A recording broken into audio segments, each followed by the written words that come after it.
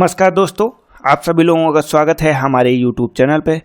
हम लोग यहाँ पे जो यूपी पीसीएस की प्रीलिम्स टेस्ट सीरीज के लगभग सामान्य अध्ययन के प्रश्नों का एक टारगेट लेके चल रहे हैं।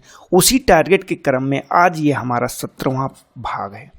इसके 16 भाग पहले हम लोग कर चुके हैं, जो कि हमारी प्लेलिस्ट 30,000 प्रश्नों की श्रृंखला में उपलब्ध है। आप वो सारे जाके एक बार देख सकते हैं। इसमें मुख्यतः हम लोग सामान्य अध्ययन के प्रश्नों को देखते हैं, जो कि कैसे हमारे लिए आखिर महत्वपूर्ण है। चलते हैं, देखते हैं अपने पहले प्रश्न को। दोस्तों, हमारा जो पहला प्रश्न है यही हमारा अंतिम प्रश्न भी था। बुलेट प्रूफ सामग्री बनाई जाती है। विकल्प है केवलर के द्वारा, लेक्सन के द्वारा या टेफ्लॉन के द्वारा। इस प्रश्न को हम लोगों ने अपने लास्ट वीडियो में बहुत अच्छे से देखा। यहाँ पे एक ऐसे ही रिवीजन कर रहे हैं जैसे इसमें केवलर और लेक्सन का प्रयोग कहीं ना कहीं किया था और टेफ्लॉन एक चिकना पदार्थ होता है, इसका प्रयोग नहीं किया जाता। इसका सही आंसर क्या हो जाएगा? 1 और 2 दोनों सही हैं। चलते हैं हम अपने अगले प्रश्न पे। हमारा अगला प्रश्न संख्या 61 है। ट्राई नाइट्रोटोलोइन TNT जिसको बोलता है का उपयोग किया जाता है किसके रूप में? ये आपका है स्नेहक के, अपमार्जक के रूप में, विस्फोटक के रूप में या एनेस्थेटिक के रूप में। तो ये इसका प्रयोग किया जाता है। TNT एक तरह का विस्फोटक है जिसको ट्राई नाइट्रोटोलोइन कहते हैं। इसका सूत्र की अगर बात करते हैं, सूत्र क्या होता है इसका? रासायनिक यौगिक, और उसका सूत्र क्या होता है? C6H2 और ब्रैकेट में N2O, ये 3CH3, ये इसका है TNT बोलते हैं।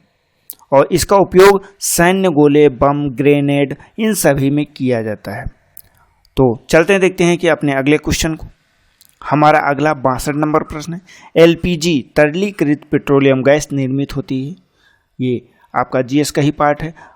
आपका विकल्प क्या है? प्रोपेन और ब्यूटेन, ईथेन और कार्बन मोनोऑक्साइड, ब्यूटोन और बेंजीन, मीथेन और ऑक्सीजन। तो इसमें 4 विकल्प दिए गए। इन चारों विकल्पों में से आपको बताना है कि इसका सही आंसर क्या होगा।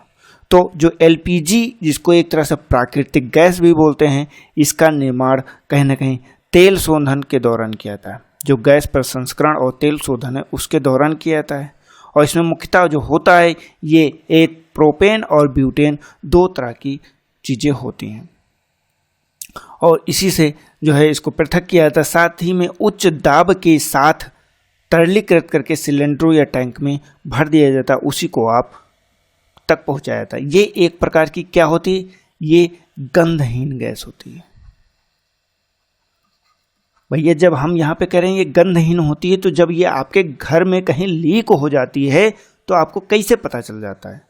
उसमें तो गंध आपको आती रहती, गैस की एक स्मेल आती रहती।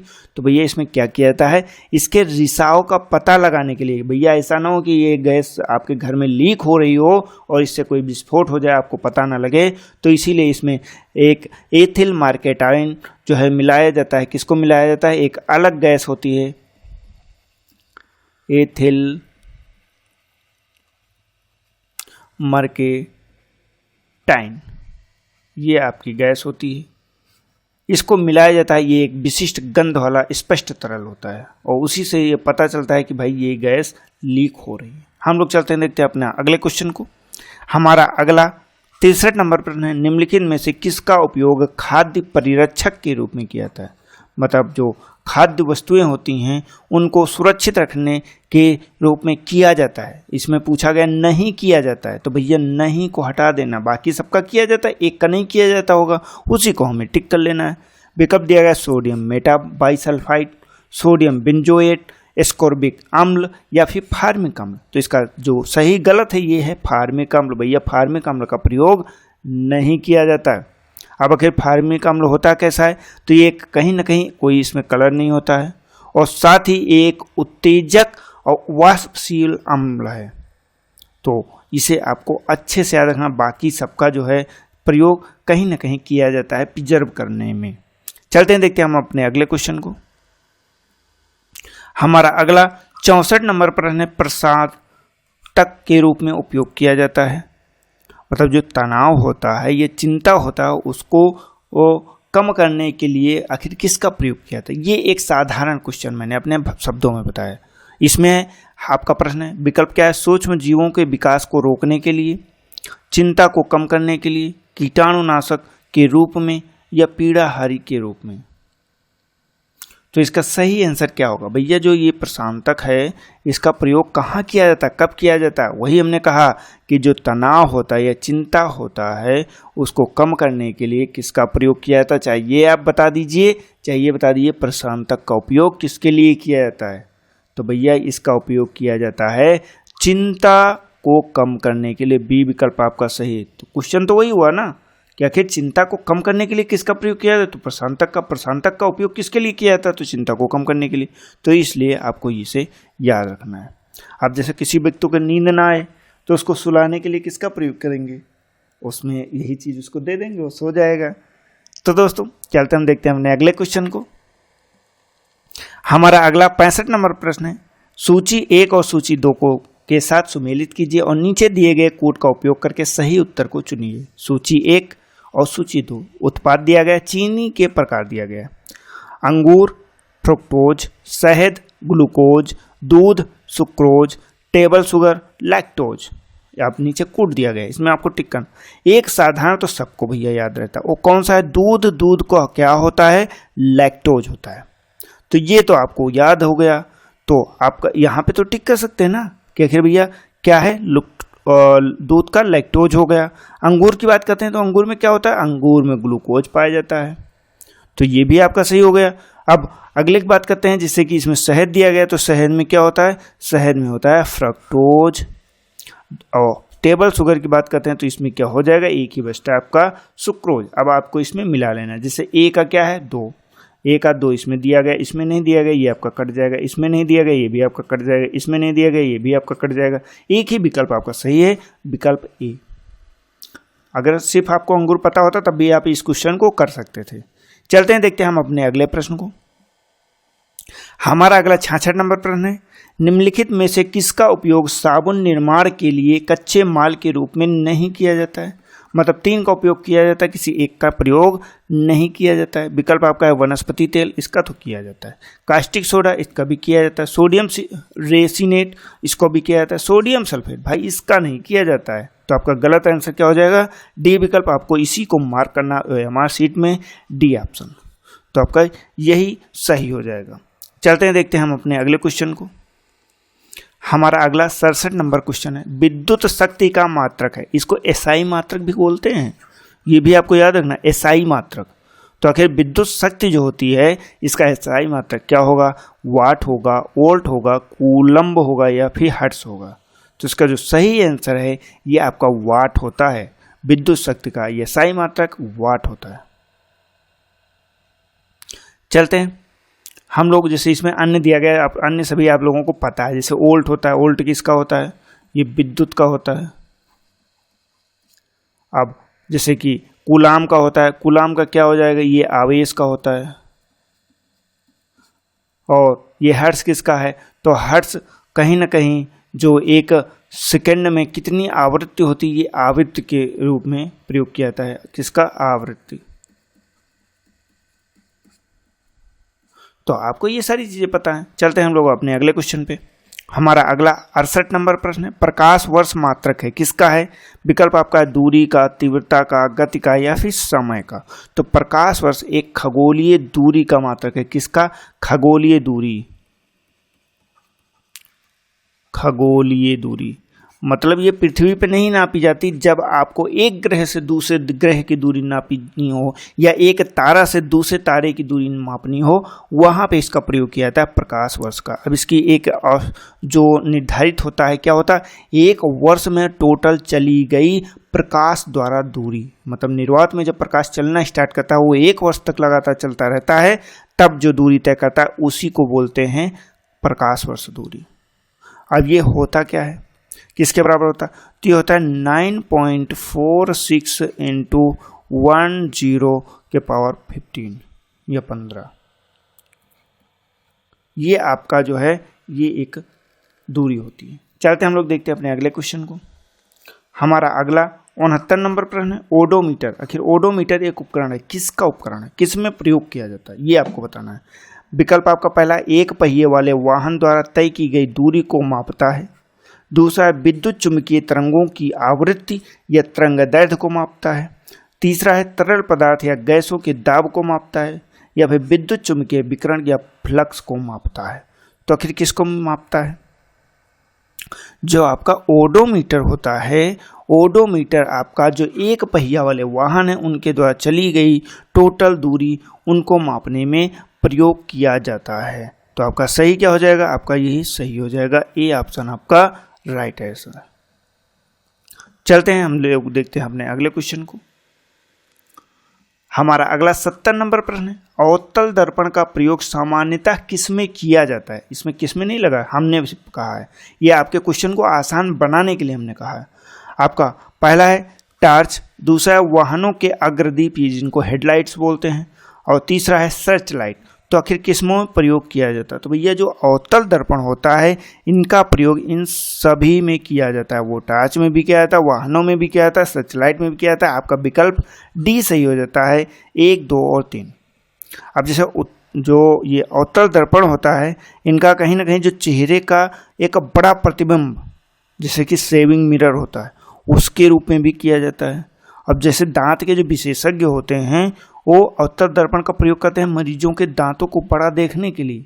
जब वो अंदर एक छड़ी, जो डॉक्टर होता है ना, अंदर देखा होगा आपने, जब मुंह खोलेंगे तो अंदर एक छड़ी के द्वारा घुमा के वो दांत को देखता है, क्योंकि भाई अंदर आंखें तो जाती नहीं कि अंदर साइड क्या है इसमें, तो उसको देखने के लिए ये प्रयोग करता है अवतल दर्पण को। छोटे से उसमें एक छड़ी में लगा रहता है, वो अंदर पिलाता है, उसमें देख लेता है कि क्या प्रॉब्लम है। तो ये आपको याद रखना है। चलते हम लोग देखते हैं अपने अगले क्वेश्चन में। हमारा अगला 71 नंबर प्रश्न है, नीचे 2 कथन दिए गए हैं, एक को अभिकथन ए, दूसरे को कारण आर कहा गया है। अब आपको पढ़ना है और बताना है कि क्या सही है और क्या व्याख्या भी करता है। अभिकथन की बात कर लेते हैं। इमारत के निर्माण के दौरान इमारत की दीवारों में इमारत से ऊंची एक धातु की छड़ स्थापित की जाती है।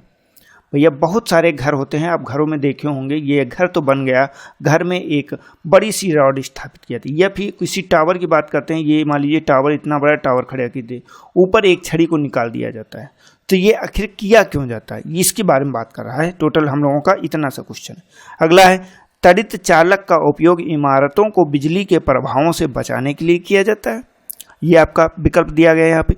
तो आखिर इसका सही क्या होगा? देखिए इसमें जो है ये भी सही है आपका कि एक छड़ स्थापित की जाती, साथ ही में त्वरित चालक जिसको विद्युत बोलते हैं, आकाशीय विद्युत बोलते हैं, उससे बचाने के लिए किया जाता है कि पूरी अन्य जगह पे ना जाए। और इसका कनेक्शन सीधे कहाँ से होता है? पृथ्वी से।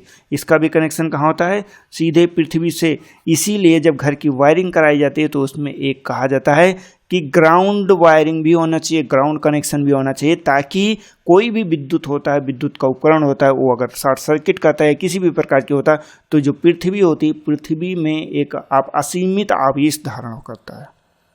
तो जितना भी आवेश है वो पृथ्वी धारण कर लेगी, आपको कोई भी नुकसान नहीं होगा। तो आपका ये प्रश्न, इसका क्या सही हो जाएगा? ये व्याख्या भी करता है और साथ ही में ये सही भी है। तो आपका दोनों ए और आर सत्य हैं, साथ ही में ए आर जो है ए की सही व्याख्या करता है। यही आपका ए क्वेश्चन सही हो जाएगा। हम बढ़ते अपने अगले क्वेश्चन को, देखते हैं हमारा अगला प्रश्न। हमारा अगला 72 नंबर प्रश्न है, प्रकाश के परावर्तन के संदर्भ में निम्नलिखित में से कौन सा कथन सही है? पहला है प्रकाश का आपतन कोण परावर्तन कोण के बराबर होता है।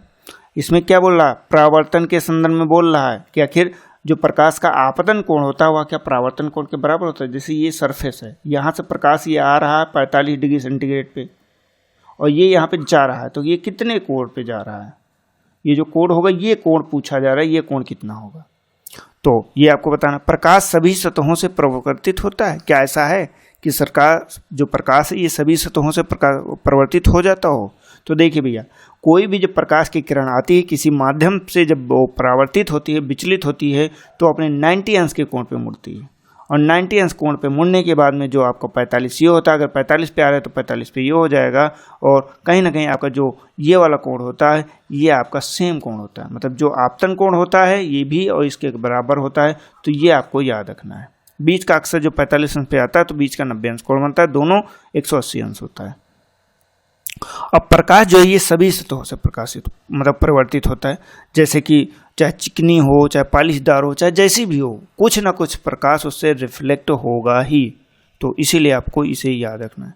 अब जब परावर्तन के दो नियम होते हैं, जैसे पहला नियम यही होता है कि ये परावर्तन कोण जो है किसके बराबर होता है, ये आपतन कोण के बराबर होता है। और इसी के साथ में जैसे अन्य की बात करते हैं तो अन्य कौन सा हो जाता है, तो इसका सही आंसर क्या हो जाएगा, इसका सी आंसर सही हो जाएगा। ए और दो दोनों सही, सी विकल्प आपका सही हो जाएगा। चलते हैं देखते हैं हम अपने अगले क्वेश्चन को। हमारा अगला 73 नंबर प्रश्न है। नीचे दो कथन दिए गए हैं, एक को अभिकथन ए, दूसरे को कारण कहा गया है। बात कर लेते हैं, पढ़ते हैं। ट्रैफिक सिग्नल लाल रंग का उपयोग किया जाता है। बिल्कुल किया जाता है, हम लोग देखते हैं ट्रैफिक सिग्नल में प्रयोग किया जाता है। लाल रंग की तरंगदैर्घ्य सबसे कम होती है। अब इसमें दोनों का दिखाते हैं, बात करते हैं कि आखिर इसका सही क्या होगा। देखिए अब इसमें बोल रहा तरंगदैर्घ्य, जो लाल रंग का तरंगदैर्घ्य होता है ये सबसे कम होता है। तो भैया अब जो ये बैंगनी रंग होता है इसकी तरंगदैर्घ्य सबसे कम होती है, लाल रंग की तरंगदैर्घ्य सर्वाधिक होती है। यहाँ पे कम की जगह पे सबसे ज्यादा अगर लिखा होता तो ये आपका सही होता। पहला तो सही आप सभी लोगों को पता ही है, तो आपका ये गलत हो जाएगा। मतलब अभी कथन ए सही है लेकिन आर कथन गलत है, तो ए सही है आर गलत है, आपका सी विकल्प सही हो जाएगा। बढ़ते हैं देखते हैं अगले क्वेश्चन को। हमारा अगला 74 नंबर प्रश्न है। सूची 1 को सूची 2 से मिलान कीजिए और नीचे दिए गए कूट का सही प्रयोग करिए। पहला है सूची 1 ध्वनि के स्रोत, सूची सेकंड औसत तीव्रता। आखिर क्या है, सामान्य श्वास जो लेते हैं ये क्या है, औसत कारखाना में, सामान्य बातचीत में और व्यस्त यातायात में। तो इसमें कौन सा सही होगा। जैसे कि बात करते हैं जब सामान्य हम श्वास लेते हैं तो कितना होगा, क्या 60 डेसिबल होगा, नहीं भैया 60 नहीं होगा, सबसे कम होगा 10 डेसिबल। और इसके बाद जब आगे की बात करते हैं, जब धीमी फुसफुसाहट या होता है तो उसको 30 डेसिबल में रखा जाता है। वहीं पे सामान्य जब बातचीत की बात करते हैं तो ये हमारा आता है 60 डेसिबल। अब इसी में मिला लेते हैं, ए का हो जाएगा 4, ए का 4 इसमें दिया गया, नहीं दिया गया ये कट जाएगा, इसमें दिया गया है ये नहीं कटेगा, इसमें नहीं दिया गया ये कट जाएगा, आपका ये भी नहीं दिया गया ये भी कट जाएगा। आपका सही विकल्प आपका क्या हो जाएगा, बी इसका सही आंसर होगा। अब बी जब सही होगा तो 4 का इसमें ये हो गया, बी का इसमें दिया गया 3, तो बी का दिया गया औसत कारखाना 80 डेसिबल हो जाएगा और व्यस्त यातायात 70 डेसिबल हो जाएगा। अब इसमें कुछ और देख लेते हैं, जैसे कि इसमें सामान्य श्वास का 10 डेसिबल देखा, धीमी फुसफुसाहट की बात कर लेते हैं। जो धीमी फुसफुसाहट है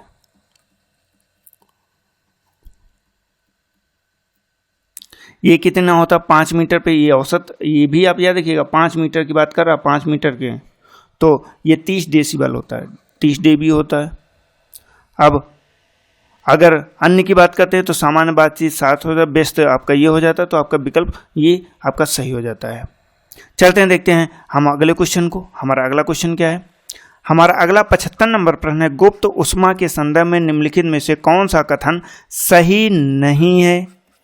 जब जलवाष्प में परिवर्तित हो जाता है तो वह गुप्त उष्मा को अवशोषित कर लेता है और इससे पदार्थ के तापमान में परिवर्तन होता है। ये आपका ये क्वेश्चन है, गुप्त उष्मा की बात कर रहा है यहाँ पे, जो इंटरनल हीट होती है उसके बारे में पूछा रहा है आपसे। तो इसका सही आंसर क्या होगा आखिर। जब इसमें पहला कहा गया है कि जब जलवाष्प जो है परिवर्तित हो जाता है तो वह गुप्त उष्मा को अवशोषित कर लेता है, ये आपका कह रहा है। और इसमें अगला दिया गया, इससे पदार्थ के तापमान में परिवर्तन होता है।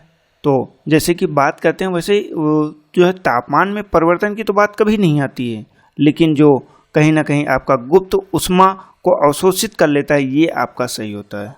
तो आपका जो कथन ये है आपका ये वाला सही है और ये वाला आपका गलत हो जाएगा। यहाँ पे नहीं पूछा गया है तो नहीं में क्या होगा, तो आपका ये टिक करना है 2, तो 2 गलत है, आपका बी ऑप्शन सही होगा। देखिए दोनों को कंट्राडिक्शन है।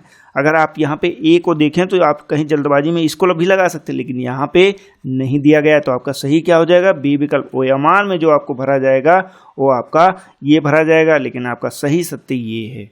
अब जैसे उष्मा के प्रकार की बात कर लेते हैं तो उष्मा कहीं ना कहीं दो प्रकार की होती है। एक होती है गुप्त उष्मा, जैसे पिघलने के लिए होती है, एक होती है वाष्पीकरण के लिए, तो उसे भी आपको याद रखना।